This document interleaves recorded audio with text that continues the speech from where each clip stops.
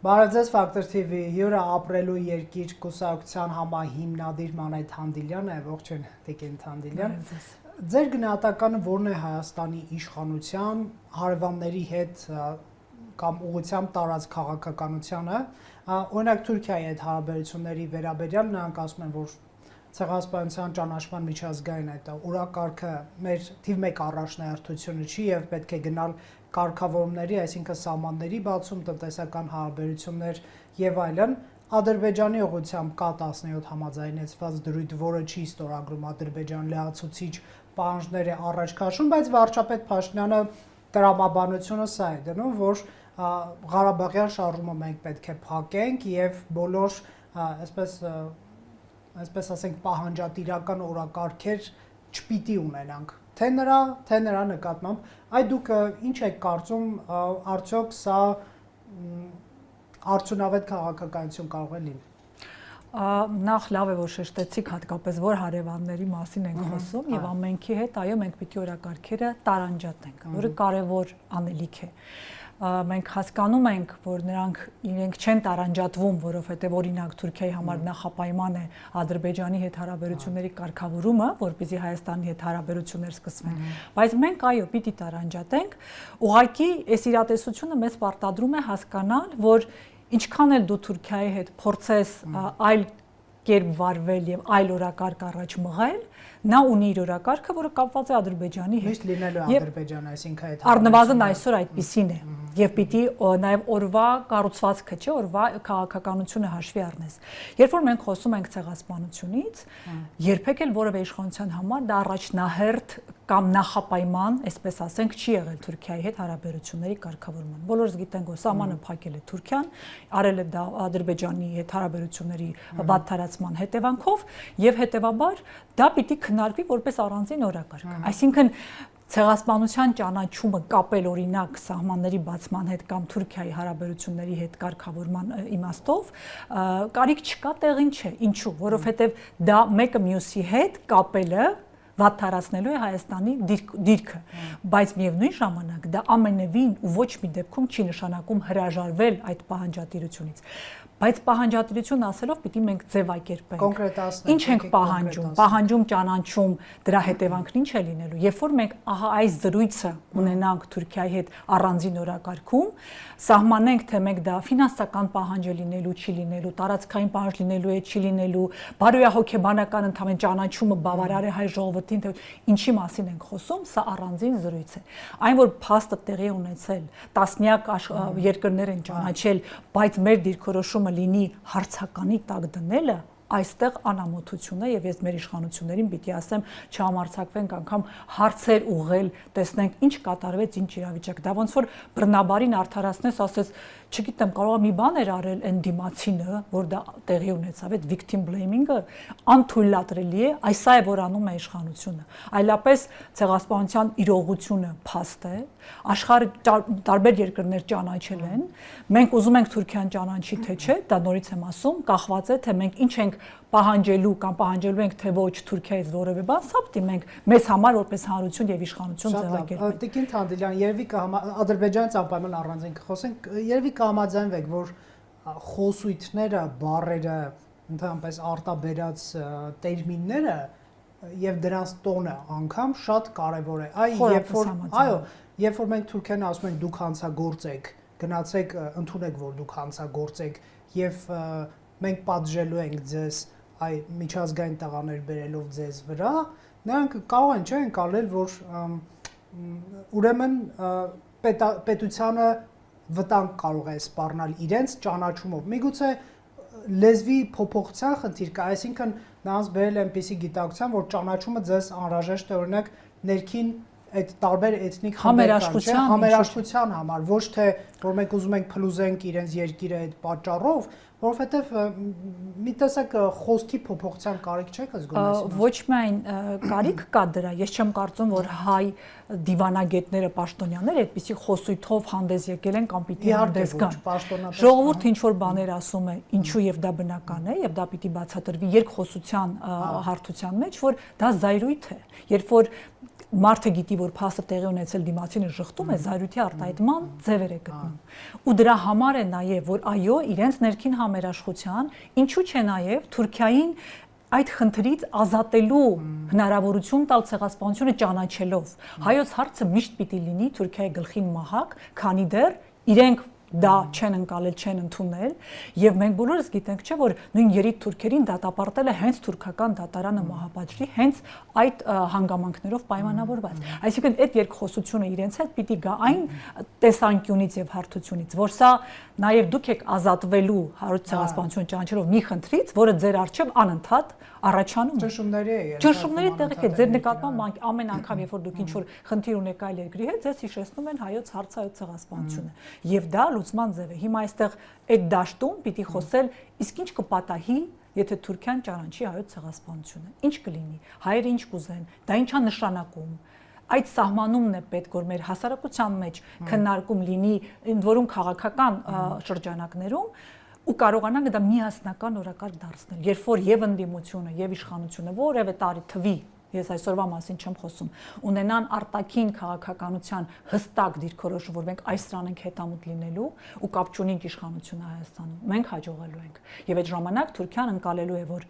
իրանք միասնական են իրենց պահանջում, ինչ իշխանություն է լինի, սա է իրենց պահանջը, ընդ որում այդ պահանջը ինձ չի վտանգում, հակառակը միգուցե եւ ինձ ազատում է տարբեր միջազգային հարթակներում այլ երկրների ձեռքում լրացուցիչ խաղաքարտ ունենալուց հակառակ Թուրքիայի։ Այսինքն այս աշխատանքն է, որ պիտի տարված լիներ եւ ժողովուրդների մակարդակով, եւ խոսույթի մակարդակով, եւ դիվանագիտության։ Այդ հաթաթա տալ իրար վրա, այո, մենք բոլորս գիտենք ինչ է պատահել եւ դա մեզ համար քննարկման առարկա չի։ Եթե մենք ուզում ենք, որ այդ հարցը ճանաչում ունենա եւ որպես օրակարգ դուրս գա նաև Թուրքիայի օրակարգից մեր դեմ օգտագործելու իմաստով մենք պիտի այդ զրույցը այդ ձևով ու այդ իմաստով ունենանք։ Եթե հարցին նայենք նաև Հայաստանի անվտանգության տեսանկյունից, տեսեք, ես օրինակ ադրբեջանական տարբեր ռոպագանդիստներ, ինչ որ փորձագետներ եւ այլն դրանց երբ հետևում եմ, նրանք երբ որ Հայաստանի դեմ ներկայացնում են ինչ որ վերապահումներ կամ մեղադրանքներ են հնչեցնում, ձեռքի հետ էլ ասում են, որ Թուրքիայից էլ պահանջներ ունի, ասենք տարածքային պահանջներ կամ ուզում է վտանգել այդ պետությանը եւ այլն, ակնհայտ է, որ Ադրբեջանը միշտ փորձ է անում թե ղեկավար մակարդակներով, թե նաեւ այսպես հասարակական մակարդակներով Թուրքիային մտցնել ուղեղի եւ երևի հաջողվել է դա, որ հայերը ձեզ վտանգեն եւ օգնեք մեզ, որպեսզի մենք հայերի այսպես հախից գանք եւ դուք էլ այդ վտանգից կչեզոքանք եւ Ադրբեջանի ռազմավարությունը հաղթել է իրականում, որովհետեւ 20 թվականի պատերազմին, չէ, նրանք աջակցություն են ստացել ռազմաքաղաքական եւ այլն։ Այ դուք հնարավոր համարում եք, մենք սրա մասին երբեք չենք մտածում։ Հայկական որոշակի փափուկ ուժ նաեւ գործարկել ունենալով նրանց մեդիա դաշտում, չգիտեմ, քաղաքական ինստեբլիշմենթում այնպիսի նարատիվների տարածում, որ մենք վտանգ չենք ձեզ եւ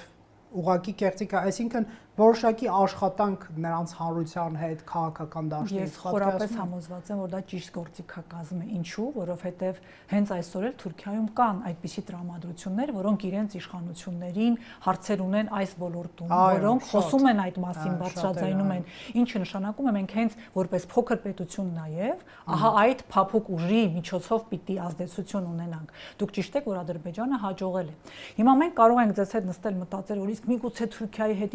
նպատակները այո ավելին են, քան Հայաստանի պահպանում այս տարածքում, նրանք նույնպես ուզում են, կարող ենք դա մտածել, բայց մենք իրավունք չունենք դա դարձնել մեր արտաքին հարաբերությունների այո օրակարգ։ Մենք պիտի անենք ամեն բան, որ դա այդպես չլինի։ Եվ այդ ուղղությամբ, քանի դեռ ամբողջ գործիքակազմը չենք իրացրել, իսկ մենք դա չենք իրացրել։ Մենք իրավունք չունենք դարձնել, որ դա հնարավոր չէ։ Հիմա նույն հույներն էլ ունեն նման խնդիր Թուրքիայի հետ։ Հույների ցեղասպանություն նրանց համար նույնպես օրակարգ է։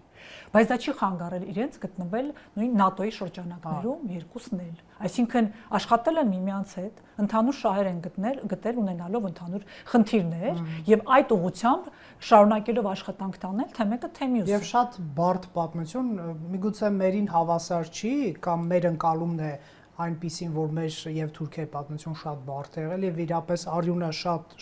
է, հա, ցեղասպանության փաստը, բայց հույներն էլ շատ բարդ եւ այսօր կոնֆլիկտ ունեն Կիպրոսի եւ նաեւ ժողովուրդ, այո, նաեւ Կիպրոսի հարցը, ժողովուրդը ինքը գիտի, որ դա տեղի ունեցել, բայց ուզում եմ ասել, որ հարաբերություններ հաստատել իմանալով, թե ինչ վտանգ կա եղել է եւ դրա ժխտումը ինչի կարող է բերել ու աշխատել այդ ուղղությամբ, որ այդ ժխտումը տեղի չունենա կամ առնվազն օրակարգ չդառնա այս հարաբերությունների եւ կրկնում եմ դա ամենևին չի նշանակում հրաժարվել քո պատմությունից սա է որ իշխանությունները չպիտի որևէ ձևով անեն եւ թույլ տան տեղի ունենա եւ այստեղ է որ ոչ մի քննադատության չի դիմանում իրենց վարքագիծը երբ որ հարցեր են փորձում բարձրացնել Ռոբերտ ջան ես անընդունելի եմ համարում անգամ մոտիկ գալ այդ ձևով այդ տեսանկյունից այդ թեմային ուղղակի նշանակում է սրբապղծություն արդեն 100 տարուց հետո մենք սրբադասել ենք զոհերին չկա ընտանիք որտեղ Իմ պապն էլ է այդ դրա զոհը դարձել։ Իր ընտանիքն է այնտեղից եկել, այսինքն չկա հայ ընտանիք, ով չունի դրա հետ կապված պատմություն հայոց ցեղասպանության եւ դրանով հարցեր բարձրացնելը դա ուղղակի անընդունելի է։ Այլ կրկնում եմ, դա ամենևին չի նշանակում չունենալ հարաբերություններ Թուրքիայի հետ, դա դարձնելով նախապայման։ Ոչ, աշխատանքի տեղ կա ու շատ կա աշխատանքի տեղ եւ Թուրքիայի հասարակությունը տարբերվում է Ադրբեջանի հասարակությունից, գոնե առնվազն այսօր։ Պատրաստ են։ Այո, եւ այդ խոսքը եղել է, տեղի ունեցել, այդ process-ները գնացել են։ Եվ այնտեղ ցախական տարբեր շրջանակներ կային, հիմնականում իհարկե Ստամբուլում կենտրոնացած, նրանցից շատերը այսօր բանտերում են, օրինակ Քավալան կամ մյուսները, որոնք բացեբաց խոսում են, հա, ցեղասպանությունից, այսինքն կա շերտ հանրության, որի հետ կարելի է աշխատել, բայց իհարկե օրակարգի եւ ռազմավարության հարց է։ Տեսեք, Փաշինյանը երբ որ ասում էր եկեք հասկանանք ինչ է տեղի ունեցել, ինչպես է տեղի ունեցել եւ ում միջոցով ենք մենք ընկալել, այդ ժամանակ մենք հարց ենք ուղղում իրենց թիմակիցներին եւ դե ինքն էլ ասուլիսում ասած ժխտման մասին խոսք գնալ չի կարող, բայց նաեւ օրինակ Խորհրդային Միությունը փորձել է մեր ցավը ողբերգությունը օգտագործել այստեղ ունենալու ռազմաքաղաքական ազդեցություն Հայաստանում, այսինքն թուրքական վտանգի գործոնը մեր մեջ եղած օգտագործել եւ մեզ պահել իր ազդեցության ներքո։ Միգուցե ակնարկային էր, որ Ռուսաստանն էլ է այսօր փորձում դանի, այ դուք այստեղ այսպիսի վտանգ տեսնում եք, թե չէ։ Ոչ, եթե մենք խելացի ենք գտնում։ Իհարկե յուրաքանչյուրի հույզերը միշտ կարող է օգտագործել մեկ ուրիշի կողմից եւ դա միշտ տեղի է ունենում։ Ես նաև շատ սիրում հարգում եմ, բարձր եմ գնահատում Ֆրանսիայի աջակցությունը Հայաստանին, բայց արդյոք երբեմն ու պարբերաբար մեր հույզերի եւ այդ լավ տրամադրվածությունը չի օգտագործվում նաև այս պարագայում։ Շատ կրկնում եմ, մենք պիտի հասկանանք, որ հույզերը քաղաքականություն չպիտի ձևավորեն։ Պետք է խելացի լինել, որ թույլ չտան։ Այո, եթե քեզ օգտագործում են, դու ինչ ես օգտագործվում, դու պիտի կարողանաս չօգտագործվել։ Ընդ որում, հասկանաս քո ընդհանուր շահը որն է։ Եթե այո եղել է Ռուսաստանի եւ Հայաստանի շահերը համընկել են, երևի որ չեն համընկել։ Եվ մենք դա պիտի տարանջատենք, երբ չի համընկնում, որ պայմաններում, ինչ դեպքում, այսինքն հրահրողը ավելի մեղավոր է, քան գործողությունը կատարողը։ Մենք ում ինչ հարց ունենք։ Իհարկե, նորից եմ ասում, միջազգային պատերազմները, վեճերը, կռիվները երրորդ կողմին են միշտ ձեռնտու։ Դա միշտ բոլոր պատմություններում այդպես։ Դա Ռուսաստան առաջինը չի, վերջինը չի, մենք էլ լինենք, միգուցե հենց նույն ձևի էլ վարվեինք։ Եվ դան օրինակ բերել եւ ասել հարցեր կան, այդ հարցերը դու քո մեջ դուր պարզաբանի ու որոշում կայացրու այլևս չտրվել որևէ հույզերի, բայց դրա մասին բարձրաձայնել ու խոսել այդ համատեքստում անընդունելի է, որովհետև դա Թուրքիայի հռետորաբանությունն է, որ եկեք տեսնենք, այդ դրանք մեզ կոչում են դավաճան հայեր, նրանք ասում են, որ դուք այդ ժամանակ մեզ դավաճանելու էիք, ռուսների հետ ռուսներին աջակցելու համար, դրա համար ձեզ կոտորել ենք։ Այսինքն բացատրություն ունի կոտորածը, չէ։ Չի կարող, չպետք է ունենալ ու անգամ եթե ուրեմն Հայաստանի հայ ժողովրդի վիճակը եթե նրանք ապահոված էին, պաշտպանված էին, կրկնում եմ Աբդուլ Համիդից էր գալիս, չէ՞, Համիդյան շարժման ժամանակ հայկական կոտորածներ են եղել, հետո դրանից հետո հեղափոխություն է եղել, հիմա էլ երիտ թուրքերի ձեռամբ, այսինքն հայերը պատճառ են ունեցել։ Նույն ձևի, երբ որ մենք խոսում ենք Լեռնային Ղարաբաղի հարցի ծագման հիմքում ընկած պատճառներից, նրանք ապահով չեն ապրել այդ տարածքներում։ Հետևաբար սկսել են գտնել աջակցություն, փորձել գտնել աջակցություն, դա կամ ինքնապաշտպանությունն է, կամ այլ ուժի դիմելը, կամ բանակցելը։ Եվ որ բանակցությունները արդյունք չեն տալիս, դու սկսում ես մտածել այլ գործիքակազմի մասին, բայց դա քեզ մեղադրել, որ դու փորձել ես պաշտպանվել, գտնել ուժեր, գտնել միջոցներ քո սեփական հողում ապրելու իրավունք իրացնելու համար, որի համար մենք միշտ պայքարում ենք, եւ դա արդարացնել ու քեզ բնաջնջել, դա ցեղասպանություն է։ Տիկին Թանդիլյան, այս դատավարությունները, որ գնում են Բաքվի, դրա հեռահար նպատակը ո՞րն է, ինչ եք դուք մտածում։ Ես երկրորդ կարծիք չունեմ, հարգելի Ռոբերտ, որ դրա հեռահար նպատակը Հայաստանի Հանրապետության դեմ ավելի մեծ process-ներ գեներացնելու հողի նախապատրաստումն է, որ դուք հոդվածները տեսնեք, դուք կտեսնեք, որ Հայաստանը ներկայացնում է որպես կողմ հակամարտության, սա մեկ, հետևաբար օկուպանտ եւ ագրեսոր, ով գրավել էր Ադրբեջանի տարածքը, այլ ոչ թե պաշտպանում էր ինքնորոշման իրավունքը, եւ հետևաբար Հայաստանը լինելով ագրեսոր երկիր, իսկ միջազգային հանրությունը մենք գիտենք ինչպես է ագրեսորների հետ վարվում եւ ինչ կարգավորումներ է միջազգային օրենքներով նախատեսված, տանելու է դրան, օրինակ բանակի օրինակ։ Դուք իմ միտքը շարունակեք։ Օրինակ զենքի վաճառքի եւ այլն։ Դուք նկատեք, որ շարունակում է Ադրբեջանը ունենալ հենց այդ ռետորիկը, որ Հայաստանին չի կարելի վաճառել զենք, որովհետեւ օկուպանտ է, եւ հիմա նա այս դատավարությունների միջոցով ճիշտ է բոլորի աչքի առջև ֆարս է, բայց իսկ ով է ասում, որ այդ ֆարսի հետևանքից մենք այդքան հեշտ ազատվելու ենք, եթե այսօր պետական մակարդակով չբարձրաձայնենք, որ դա ֆարս է, որ այդ ամեն ինչը տեղի է ունենում մի երկրում, որ գերեվարել է, պատանդարել է մեր հայրենակիցներին եւ յուրաքանչյուր ասված այնտեղ խոսք կամ հետագայում դատավճիռ չի կարող ունենալ որևէ հիմք։ Չի կարող որպես փաստ։ Այո, որպես փաստ կամ հիմք, որի վրա կարելի է հետևություն անել ու կառուցել։ Բայց այսօր էլ Հայաստանը այդ մասին չի խոսում։ Ու երբ որ դու լռում ես, դա մեկ մեկնաբանություն ունի, համաձայնություն։ Եվ դա ունի վաղեմության ժամկետ։ Դու չես կարող ասել, գիտեք, այն ժամանակ լռել եմ, այ հիմա եմ խոսում։ Հատկապես, եթե այս նույն իշխանությունն է։ Իրենք անելիք ունեն, բանակցելու անելիք ունեն,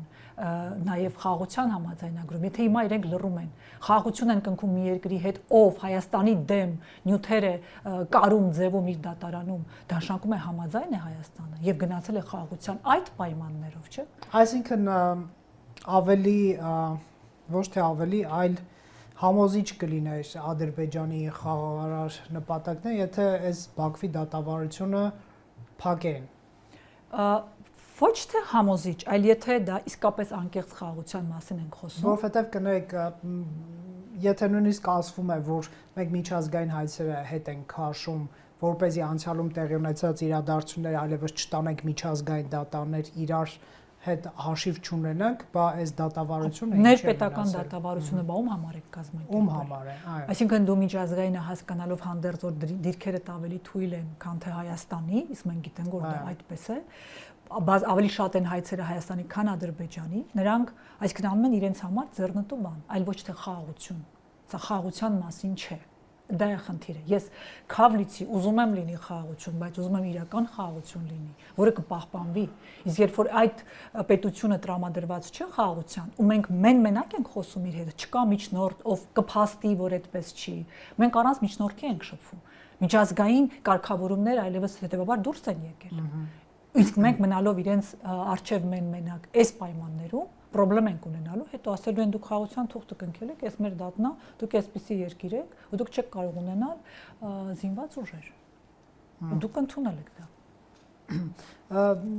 Պարոն Վարդանյանի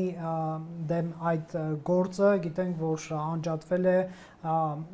ռազմաքաղաքական մյուս ղեկավարների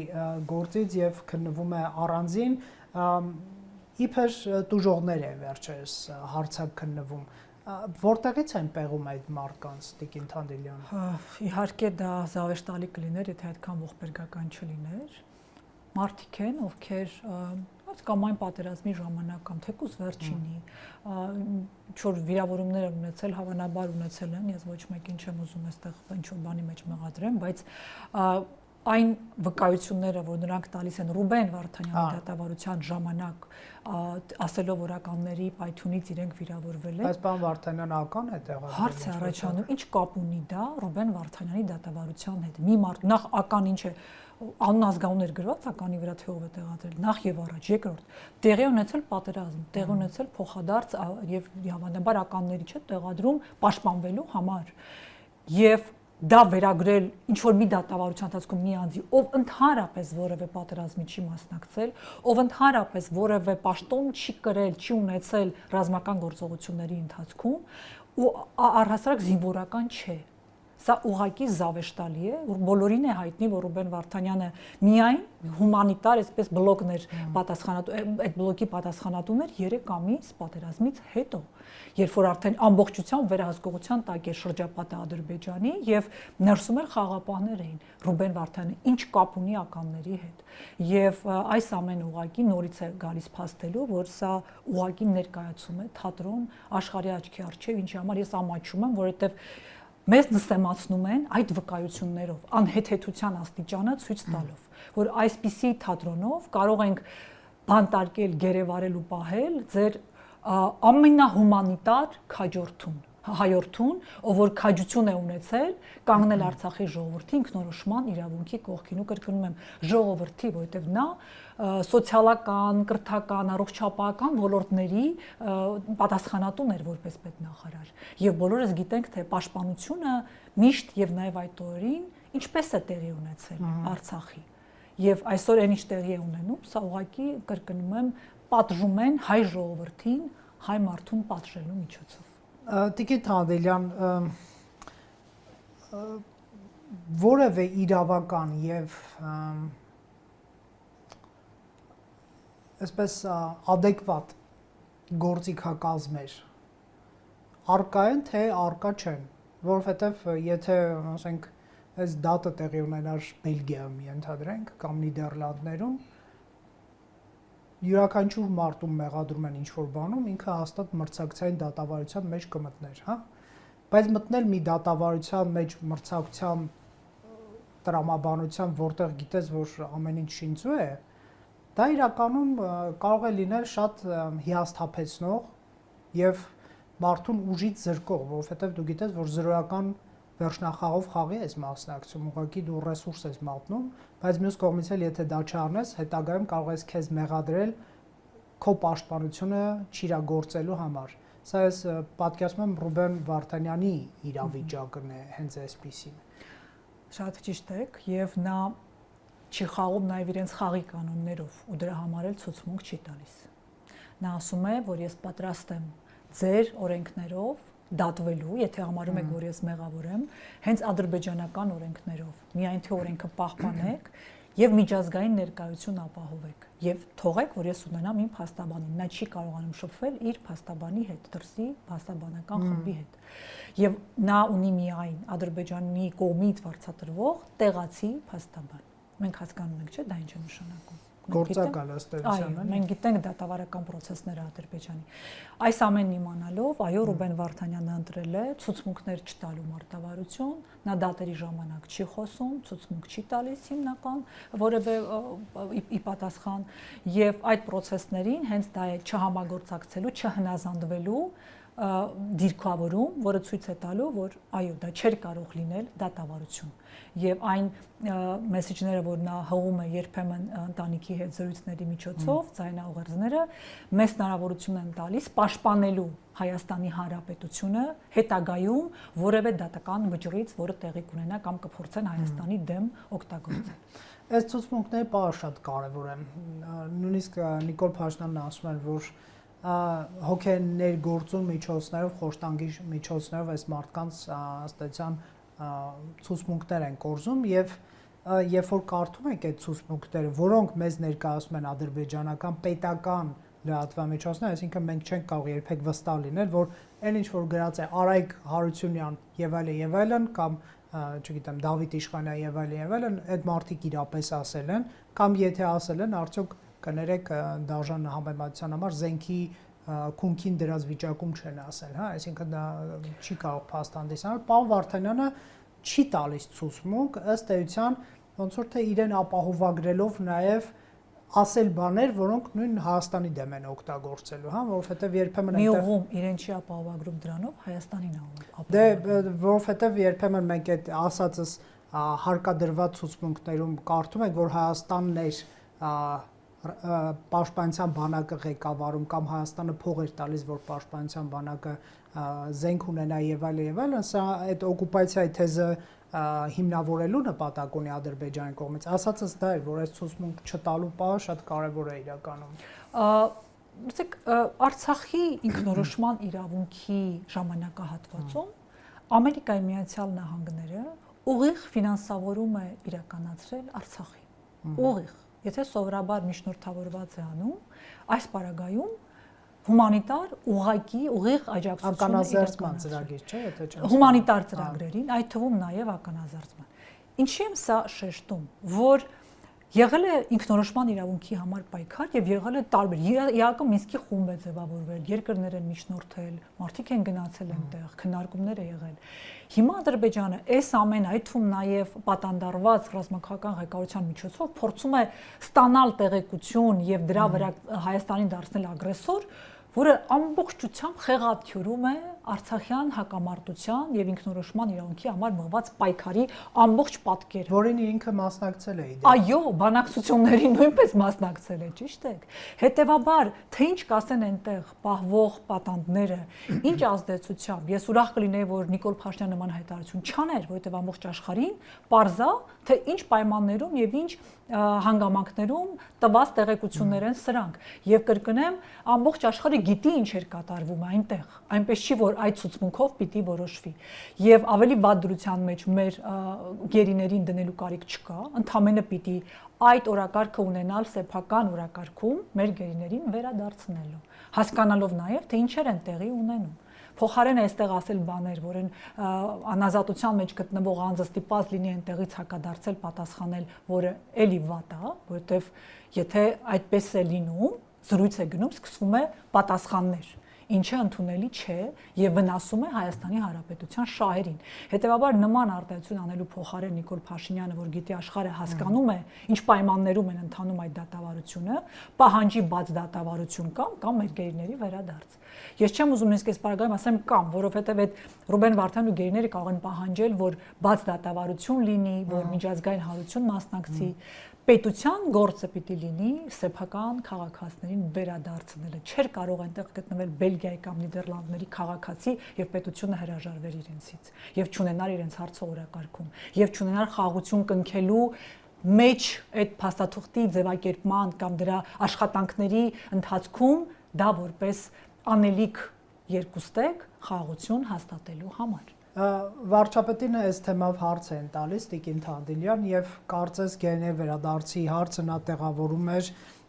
Հայաստան-Ադրբեջան խաղաղության համաձայնագրի ստացման տրամաբանության, որ եթե կնքվի այդ համաձայնագիրը լինի խաղաղություն, տրամաբանական է, որ Ադրբեջան պետք է վերադարձնի գերիներին, դա եթե չեմ սխալվում իր ասուլիսում էր ասում կամ այլ առիթով թե ազգային ժողովում կարծեմ, հա, ազգային ժողովում